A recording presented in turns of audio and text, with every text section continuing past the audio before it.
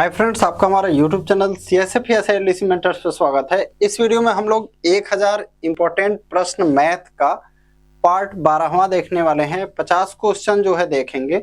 YouTube पे आपको 6 से 7-8 प्रश्न अवेलेबल होंगे इस पार्ट का। तो पूरा 50 क्वेश्चन वीडियो PDF और टेस्ट को अटेम्प्ट करने के लिए आप हमारा एप्लीकेशन फ्यूचर रोजगार पे CSF एसआईएलडीसी कोर्स से जरूर जुड़ सकते हैं। एप्लीकेशन वीडियो के डिस्क्रिप्शन में लिंक मिल जाएगा। टेलीग्राम ग्रुप जरूर ज्वाइन करके रखें, वहां पे आपको कोई जो भी सूचना रहता है जल्द से जल्द देने का मतलब प्रयास किया जाता है। ठीक है, कोर्स से भी जरूर जुड़े हैं फ्रेंड्स। ठीक है, आपका स्पेशल एक कोर्स है और आपको अलग से कहीं भी किताब या कुछ भी पढ़ने का आवश्यकता नहीं पड़ेगा। इतना कंटेंट आपको इस ऐप में ASILDC के लिए प्रोवाइड किया जाएगा। तो आप अगर हमारे कोर्स से जुड़ चुके हैं तो अपने दोस्तों को जो है जरूर कोर्स से जुड़ने के लिए कहें, उनके पास शेयर करें, शायद उनको ना पता हो बहुत को। ठीक है, तो उनको जरूर कोर्स के बारे में बताएं। स्टार्ट करते हैं। पहला क्वेश्चन करें, किसी कक्षा में लड़कियों की संख्या लड़कों की संख्या से 20% अधिक है और इस कक्षा में कुल जो है 66 विद्यार्थी हैं, 66। यदि कक्षा में 4 और लड़कियां भर्ती कर ली जाएं तो लड़कों और लड़कियों की संख्या का अनुपात क्या होगा? The numbers of girls in a class is 20% more than the number of boys. There are total 66 student in this class. If 4 more girls are admitted in the class then what will be the ratio of number of boys and girls? क्या कर रहा है, जो girls हैं boys से 20% अधिक हैं, यानी ये जो लड़कियां हैं बॉयज से कितना अधिक है? 20%। अगर हमारे लड़के 100 हैं तो ये कितना है? 120। अगर लड़के 100 हैं तो लड़कियां कितनी हैं? 120। 20 से काट देते हैं 5 बार और इसको 6 बार। इसको ले लीजिए 6x और इसको 5x। टोटल विद्यार्थी बोल रहे हैं 66 है, तो 6x और 5x जोड़ेंगे क्या आ जाएगा? 11x। 11x का वैल्यू कितना है? 66। x का वैल्यू क्या आ जाएगा? 11 से कट करेंगे 6, तो लड़कियों की संख्या कितना आ जाएगा? 6 में 6 का मल्टीप्लाई 36। लड़कों की संख्या 6 में 5 का मल्टीप्लाई 30। गर्ल्स कितनी हो गई? 36। लड़के कितने हो गए? 30। अब क्या कह रहा है? 4 लड़कियां और भर्ती कर ली जाएं, यानी 36 लड़कियां तो पहले से हैं, अब और 4 लड़कियां ऐड कर दिया जाए, यानी लड़कियों की संख्या कितना हो जाएगा? 36 और 4 40 और लड़कों की संख्या कितना? 30। तो क्या हो जाएगा यहाँ पे? 40 और 30, 0 से 0 खत्म। हमारा रेशियो क्या आ जाएगा? 4:3 का रेशियो क्या आ जाएगा? 4:3। नहीं सॉरी, यहाँ पे लड़कों और लड़कियों की संख्या पूछ रहा है, 4:3 नहीं आएगा। देखिए ध्यान नहीं दिया मैं, 4 और 3 आया, गर्ल्स का 4 बॉयज का 3। हमसे लड़कों और लड़कियों का पूछ रहा है, तो लड़कों का 3 होगा, लड़कियों का 4। तो रेशियो क्या होगा? 3 और 4 का। क्या रेशियो हो जाएगा? 3 और 4 का।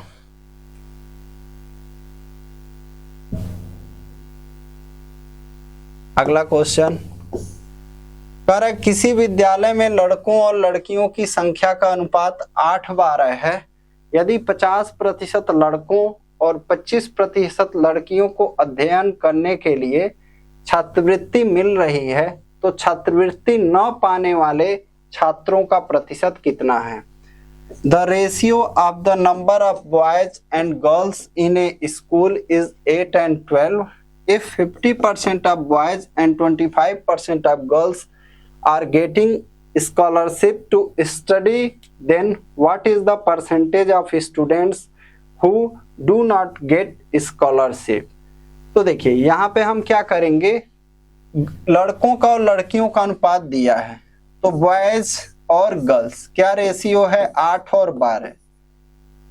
क्या कह रहा है? 50% लड़कों को मिलता है और 50% को नहीं मिलता है। हमें मतलब किससे है? नहीं मिलने वालों से। जिनको नहीं मिलना है उनसे हमें मतलब है। तो अगर 8 का 50% देखा जाए, यानी उसका जस्ट आधा, तो जो आधा नहीं पाते हैं वैसी से तो मतलब है, तो 8 का आधा कितना होगा 4, यानी 4 लड़कों को नहीं मिलता है। और लड़कियों में 25% को मिलता है, यानी 75% को नहीं मिलता है। तो 12 का 75% यानी 12 गुणे 75/100 मतलब 3/4।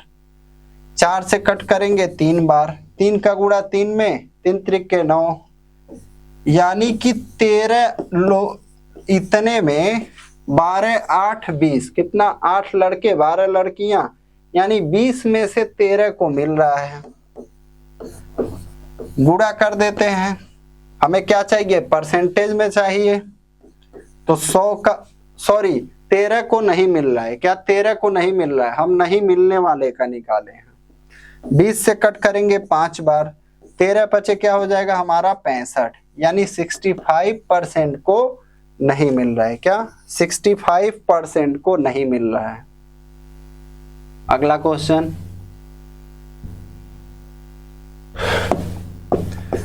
कह रहा है ए की आय बी की तुलना में 60% कम है और ए का व्यय बी के व्यय के 60% के बराबर है।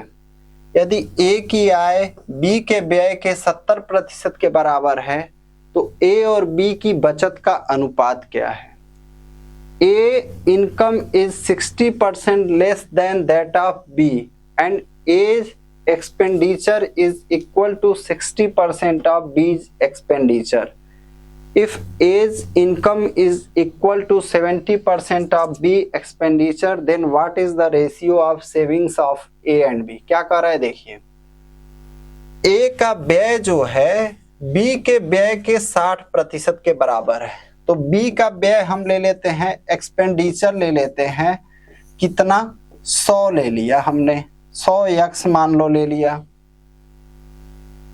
अब क्या, सॉरी 100 सिर्फ 100 लेते हैं, यक्स नहीं लेते हैं। क्या कह रहा है, ए का जो व्यय है, ए का जो एक्सपेंडिचर है बी के व्यय के 60%, यानी इसका 60%, तो ए का एक्सपेंडिचर कितना हो जाएगा 60, ए एक्सपेंडिचर हो गया। अब क्या कह रहा है, ए की आय बी के व्यय के 70% के बराबर है। ए का जो इनकम है, ए का इनकम जो है बी के व्यय के 70%, इसका 70% कितना हो जाएगा 70। अब क्या, ए की आय बी की तुलना में 60% कम है, यानी ए का जो इनकम है इसकी तुलना में 60% कम है। इसका मान लेते हैं कुछ भी, यक्स मान लेते हैं, तो यक्स का वैल्यू इसका 60% कम है, तो यक्स गुणे 60% कम मतलब 40/100। क्या 60% कम का मतलब 40/100, यानी 2/5 बराबर कितना है 70। 2 से कट करेंगे 35, 35 का गुणा 5 में यानी 175। ए कितना आ जाएगा, बी का वैल्यू 175। हमसे क्या पूछ रहा है, ए और बी की बचत का अनुपात क्या है? तो देखो, ए 70 रुपया इनकम किया, एक्सपेंडिचर कितना किया 60, तो बचत कितना करेगा, 70 में से 60 घटाएंगे 10। बी की बचत कितना होगा, 175 में से 100 घटाएंगे, बी का सेविंग कितना हो जाएगा 75।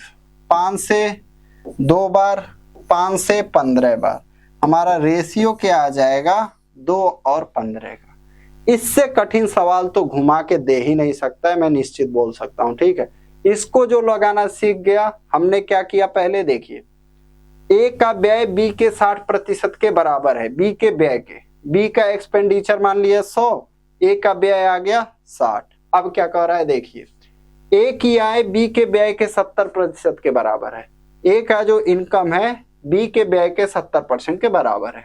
फिर क्या कह रहा है, ए का इनकम बी की तुलना में 60% कम है, तो बी का जो है, ए जो है इससे 60% कम था, हमने मान लिया इसको एक्स, एक्स से 60% कम है, उस तरह लगाया तो आ गया 175। फिर जैसे कहा था वैसा सवाल दे दिया गया, आंसर।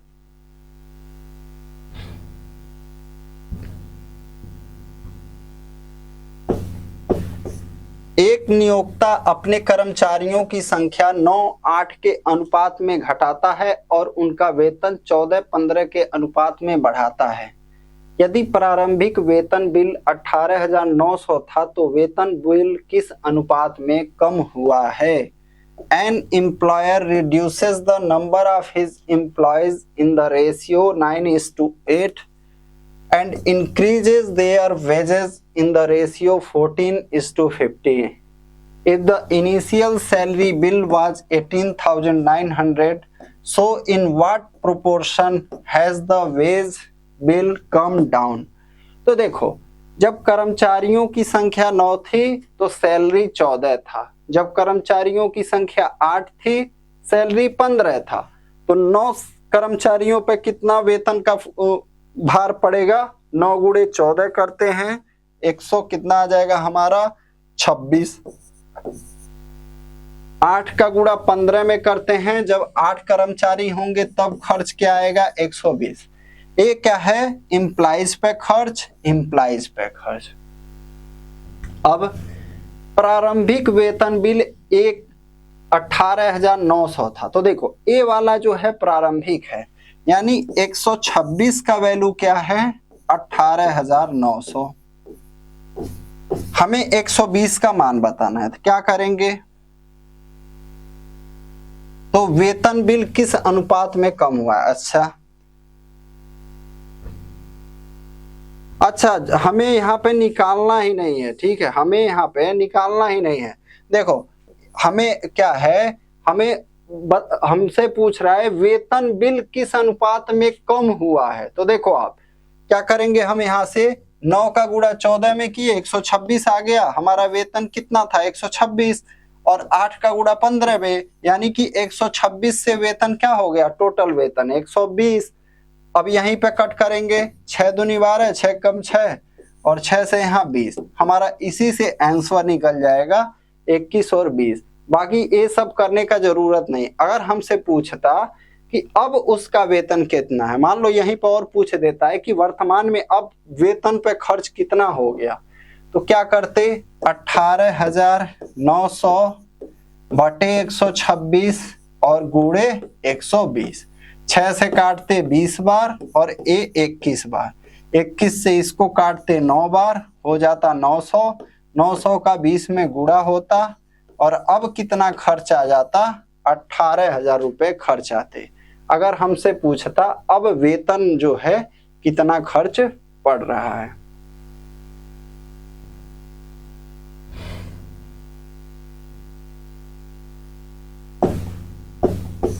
एक विद्यालय में लड़कों तथा लड़कियों का अनुपात 4:3 है और लड़कियों तथा शिक्षकों का अनुपात 8:1 है। तदनुसार सभी विद्यार्थियों और शिक्षकों के बीच का अनुपात कितना है? In a school, the ratio of boys to girls is 4:3 and the ratio of girls to teachers is 8:1. Accordingly, what is the ratio between all the students and teachers? तो यहाँ पे क्या कह रहा है? लड़कों तथा लड़कियों, फिर लड़कियों तथा शिक्षक, कौन 2 बार आया? लड़की 2 बार आई, गर्ल्स बीच में, बॉयज यहाँ, टीचर यहाँ। लड़कों और लड़कियों का रेशियो क्या है? 4:3 लिख लीजिए। गर्ल्स और टीचर का क्या है? 8 और 1 लिख लीजिए। बॉयज गर्ल्स टीचर का पहले रेशियो निकालते हैं। 4 का 8 में 32, 3 का 8 में 24, 3 का 1 में 3। अब देखिए कर रहा है सभी विद्यार्थी और शिक्षक के बीच, तो सभी विद्यार्थी निकालने के लिए क्या करेंगे? इसको ऐड कर लेंगे, यानी 4 2 6, 3 2 5 और टीचर कितना है? 3। हमारा आंसर क्या आ जाएगा? 56 और 3 का रेशियो। किसका? 56 और 3 का। अगला क्वेश्चन,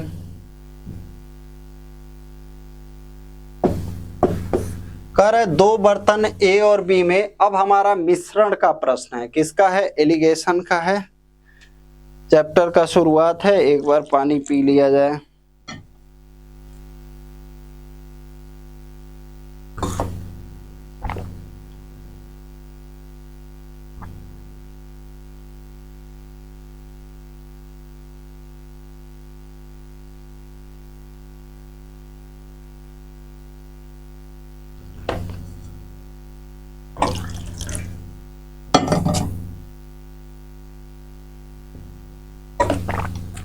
क्या है यहाँ पे देखिए, दो बर्तन हैं, कितने, दो बर्तन ए और बी में अम्ल और पानी की मात्रा क्रमशः 4:3 और 2:3 के अनुपात में है। तदनुसार उन मिश्रण से सी बर्तन में एक नया मिश्रण तैयार करने के लिए उन्हें किस अनुपात में मिलाना चाहिए ताकि नए मिश्रण में अम्ल और पानी की मात्रा आधी आधी हो जाए। Two vessels A and B contain acid and water in the ratio 4:3 and 2:3 respectively. Accordingly, in what ratio should they be mixed from those mixtures to prepare a new mixture in vessel C so that the amount of acid and water in the new mixture is halved? देखिए, आपको ऐसा question दिया रहेगा, कहेगा दो हैं बर्तन, ए हैं और ए आपका बी है, एक हम तीसरा बर्तन बना रहे हैं सी, इसमें हमारा क्या होना चाहिए, बराबर बराबर, आधा आधा, समान, 3 वर्ड यूज करेगा, बराबर बराबर हो जाए, आधा आधा हो जाए, समान हो जाए, ये सब क्या है, एक ही चीज है, इक्वल हो जाए, हाफ हाफ हो जाए, ठीक है। यानी इसका मतलब क्या हुआ, ठीक है, जितना जल हो उतना आपका अम्ल हो, ठीक है। तो यहाँ पे देखो रेशियो क्या है, 4:3 का, यहाँ पे रेशियो क्या है, 2:3 का। यहाँ पे रेशियो जब बराबर बराबर बोल रहा है तो क्या होगा, 1:1 का।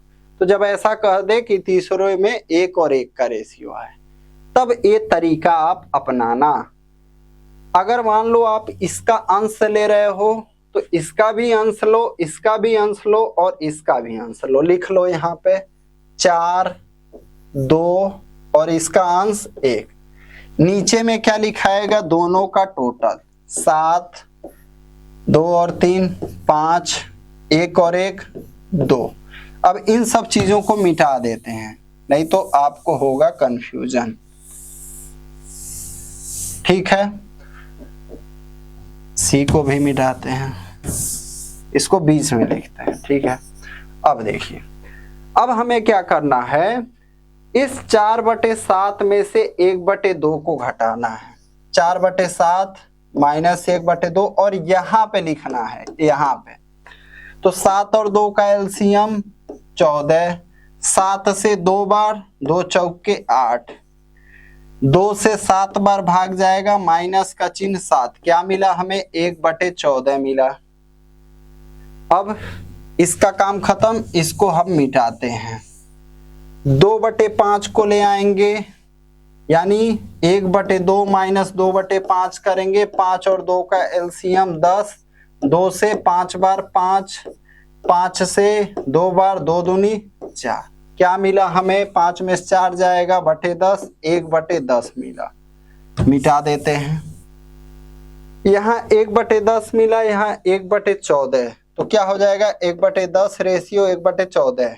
अब क्या करेंगे, तिर्यक मल्टीप्लाई, 14 का मल्टीप्लाई 1 में 14, 10 का मल्टीप्लाई इसमें, 2 से कट करेंगे 7 बार, 2 से कट करेंगे 5 बार, हमारा आंसर क्या हो जाएगा, 7 और 5 का क्या रेशियो हो जाएगा, 7 और 5 का हमें मात्रा मिलाना चाहिए, क्या हमें इस अनुपात में लेना चाहिए, क्या उन्हें किस अनुपात में, 7 और 5 के अनुपात में, क्या 7 और 5 के। इसको एकदम आराम आराम से बताऊंगा, नहीं तो मिक्सचर जो है मिक्स कर जाएगा दिमाग में, मिक्सचर क्या है, मिक्स कर जाएगा, इस वजह से इसको बहुत इत्मीनान से बताएंगे, भले ही लंबा वीडियो रहे। कह रहा है 20 लीटर और 36 लीटर के दो मिश्रण में स्पिरिट और जल का अनुपात क्रमशः 3, 7 और 7, 5 है। दोनों मिश्रण को इकट्ठा मिला दिया गया, नए मिश्रण में स्पिरिट और जल का अनुपात क्या है। 2 mixtures of 20 liters and 36 liters contains spirit and water in the ratio 3:7 and 7:5 respectively. Both the mixtures were mixed together. What is the ratio of spirit and water in the new mixture? तो देखो क्या होगा, ये बर्तन है, ये एक बर्तन है, ए 20 लीटर है इसमें, और रेशियो क्या है पहला वाला 3:7। क्या क्या है? स्पिरिट और जल, यानी कि स्पिरिट और वाटर। दूसरा बर्तन क्या है हमारा 36 लीटर का है, और क्या है रेशियो उसका क्या है 7 और 5 का रेशियो है स्पिरिट और वाटर।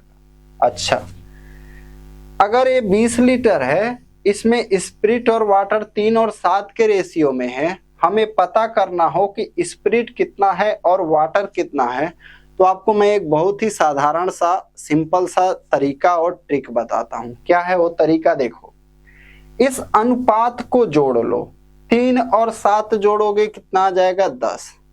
इस 10 से इस 20 में भाग दे दो, कितनी बार भाग जाएगा 2 बार। अब 2 का गुणा क्या करो 3 में, यानी 6 लीटर स्पिरिट यहां मिल गया, 2 का गुणा 7 में करो, यानी कि 6 लीटर स्पिरिट है, 14 लीटर पानी है। अब अगला इस पे आ जाते हैं, 7 और 5 अनुपात को जोड़ लो, कितना हो गया 12। 12 से टोटल क्वांटिटी में भाग दे दो, 36 में भाग देंगे 3 बार जाएगा, 3 का गुणा 7 में करो, यानी 21 लीटर स्पिरिट है और 3 बचे 15 लीटर वाटर है।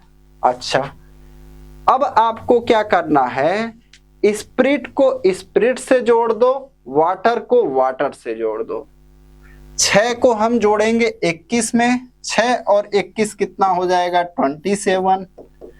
14 को जोड़ेंगे 15 में, कितना हो जाएगा 29। हमारा आंसर आ जाएगा ऑप्शन तीसरा। तो जब आपको क्वांटिटी दे दे, उनका अनुपात दे दे, तीसरे बर्तन में पूछे कि क्या अनुपात होगा, हो जाएगा यही।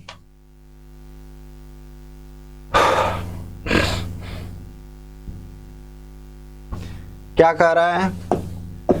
ए और बी सोने तथा तांबे के 2 मिश्र धातु हैं, जो धातुओं को क्रमशः 7:2 तथा 7:11 के अनुपात में मिश्रित करके बनाए गए हैं। यदि एक तीसरा मिश्र धातु सी बनाने के लिए उन मिश्र धातुओं की बराबर मात्राएं पिघलाई जाएं। क्या कह रहा है? सी में बराबर नहीं चाहिए हमको बराबर कहाँ चाहिए? यहाँ, मतलब ये दोनों क्वांटिटी सेम हो। क्या हो? मतलब अगर जितना क्वांटिटी ए ले रहे हो पूरा, उतना ए भी लो। जैसे हम देख लेते हैं, यहाँ पे मान लो आपका है क्या ए, और यहाँ पे ए बी, ए हो गया और ए बी हो गया। क्या क्या है? सोना और तांबा। सोना का क्या होता है AU और कॉपर का CU। रेशियो क्या है 7 और 2 का रेशियो है। किसका रेशियो है? 7 और 2 का। यहाँ पे AU और CU का रेशियो क्या है आपका 7 और 11 का। तो कहने का मतलब है जितना बड़ा ए बर्तन होना चाहिए, उतना ही बड़ा ए भी बर्तन होना चाहिए। अगर ए 1 किलो है तो ए भी 1 किलो, ए भी 2 किलो तो ए भी 2 किलो, ए भी 3 किलो, ए भी 3 किलो। अब हमारे पास मतलब दिक्कत आता है कि हम इस बर्तन को कितना लें बर्तन। तो टेंशन नहीं लेने का, इन दोनों को जोड़ लो। 2 और 7 जोड़ोगे क्या आएगा 9, 7 और 11 जोड़ोगे कितना आएगा 18। यहाँ पे 9 आया दोनों को जोड़ने पे, और यहाँ पे 18। तो इस 9 और 18 का एलसीएम ले लो। क्या? 9 और 18 का, तो क्या हो जाएगा 18 एलसीएम हो जाएगा। तो ये जो बर्तन का क्वांटिटी लो 18 लो। क्या? 18, और ए भी 18। दोनों बर्तन 18 केजी का ले लो। क्या? 18 केजी का। अब 7 और 2 के अनुपात से इस 18 केजी में सोना कितना हो जाएगा? देखो, पहले अनुपात जोड़ लो। 7 और 2 9, कितनी बार भाग जाएगा 2 बार। तो ये 14 केजी, मतलब 14 हो जाएगा। और यहाँ पे कितना 2 दूनी 4 केजी। यहाँ पे 7 और 11 है 18। मान लो इन दोनों जोड़ेंगे कितना आएगा 18। इस 18 में भाग देंगे कितनी बार जाएगा? 1 बार जाएगा। तो ए हमारा कितना होगा 7 केजी, और ए कितना होगा 11 केजी। अब यही तो कह रहा है यदि एक तीसरा मिश्र धातु C बनाने के लिए उन मिश्र धातुओं की बराबर मात्रा पिघलाए जाएं, हमने A भी 18 kg पिघलाया और A भी 18 kg पिघलाया। अब हम क्या करेंगे, इनको ऐड करेंगे। किसको किस में ऐड करेंगे, सोना को सोना में ऐड करो, यानी Au को Au के साथ और कॉपर को कॉपर के साथ। तो देखिए 14 और 7 21, 4 और 11 15, 3 से कट करेंगे 7 बार, 3 से कट करेंगे 5 बार। हमारा रेशियो क्या आ जाएगा, 7 और 5 का। क्या रेशियो आ जाएगा, 7 और 5 का। तो जब ऐसा कंडीशन बोल दे कि ये दोनों बर्तन को हमें समान क्वांटिटी लेना है, तो इस तरह से क्या करना, पहले इन दोनों अनुपात को जोड़ना। ठीक है, अगर मान लो इसको मुझे एग्जाम में लगाना रहे ना, तब मैं कैसे लगाऊंगा, देखो फटाफट लगता है। ठीक है, कैसे लगता है, देखो मान लो क्वेश्चन पढ़ लिया, क्या किया, क्वेश्चन पढ़ लिया तो क्या करते हैं, 7 2 जोड़ लिया 9, 7 11 18, दोनों का एलसीएम लिया 18, 9 दूनी 18, 18 एकम 18, 2 सते 14, 2 दूनी 4, 1 सते 7 और 1 ग्राम 11, जोड़ लिया 14 7 21, 4 11 15, 3 सते 21, 3 पचे 15, फट दे ऐसे लग जाता। लेकिन ऐसा कब लगेगा, जब आप तरीका सीख जाएंगे। मैं डायरेक्ट ऐसे तेजी से बता दूंगा, नहीं समझ में आएगा। ठीक है, लेकिन मैं चाहता हूं आपको समझ में आए, पर्याप्त समय रहेगा, आप लगाइए। ठीक है, अगला क्वेश्चन क्या कह रहा है, एक डिब्बे में 2 द्रवों A तथा B का मिश्रण 7:5 के अनुपात में है। जब 9 लीटर मिश्रण निकाला गया और डिब्बे को B से भर दिया गया तो A तथा B का अनुपात 7:9 हो गया। मूलतः डिब्बे में द्रव A की मात्रा कितने लीटर थी। A container contains a mixture of 2 liquids A and B in the ratio 7:5. When 9 liters of the mixture is taken out and the can is filled with B, the ratio of A and becomes 7:9. How many liters was the quantity of liquid A in the box original? तो देखो A और B किस अनुपात में है, A और B।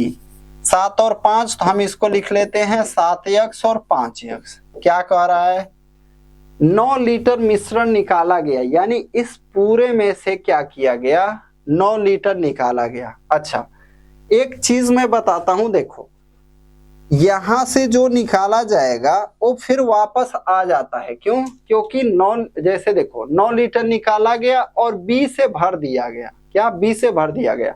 जैसे इस पूरे में से 9 निकाला जा रहा है और क्या हो रहा है, यहां पे भर दिया जा रहा है, तो होता क्या है, जो यहां से निकलता है वो यहां वापस आ जाता है दोबारा। क्या, जो यहां से निकलता है वो यहां से वापस दोबारा आ जाता है, तो इसको हम नहीं वो करते हैं। ठीक है, लिख लेते हैं पहले A/B। अभी मैं बताऊंगा आपको कैसे। ठीक है, ऐसा नहीं है कि आपको समझ में आ गया। ठीक है, देखो 7x 5x है, कितना हो गया हमारा, 9 लीटर मिश्रण। तो 9 गुणे 7x बटे दोनों का टोटल 7 और 5 12x, x से x कट गया, 3 त्रिका 9, 3 चौके 12, 3 सते 21 बटे 4। तो एक किसमें से निकल रहा है, इसमें से निकल रहा है, पहले वाले में से 21 बटे 4, यानी 7x माइनस 21 बटे 4। ठीक है, इसमें से कितना निकल रहा है, ये चीज पता करो। ठीक है, इसमें से निकल रहा है लेकिन पढ़ नहीं रहा है, और यहाँ पे 9 लीटर पढ़ भी रहा है। ठीक है, 9 लीटर पढ़ भी रहा है। तो ये 9 गुणे जो हम 7x बटे 12x किए थे, अब करेंगे 9 गुणे 5x बटे 12x। x से x कट गया, 3 त्रिका 9, 3 चौक 12, 3 पचे 15 बटे 4, 3 पचे 15 बटे 4।